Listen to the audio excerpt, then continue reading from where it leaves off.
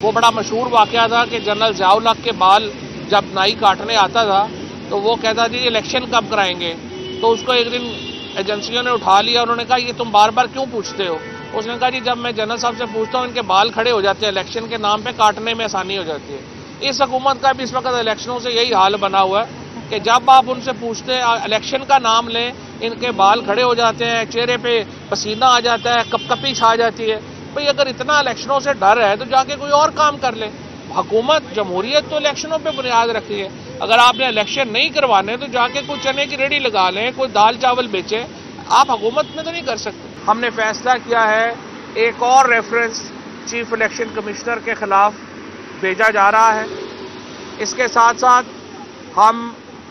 عدالت میں جا رہے ہیں کہ چیف الیکشن کمشنر کو کام سے روکا جائے، اور جس طریقے سے موجودہ الیکشن کمیشن فنکشن کر رہا ہے اس کے اوپر عدالت جائزہ لے اور اپنا فیصلہ دے۔ دوسری طرف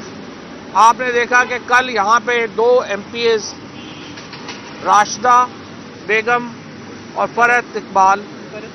فاروق آپ کے سامنے آئیں میڈیا میں، اور انہوں نے یہ واضح طور کے اوپر یہ بات کہی کہ کس طرح سے ناصر علی شاہ اور شرجیل میمن کے حوالے سے ان سے رابطہ کیا پیپلز پارٹی نے اور انہیں پیسوں کی آفر کی گئی۔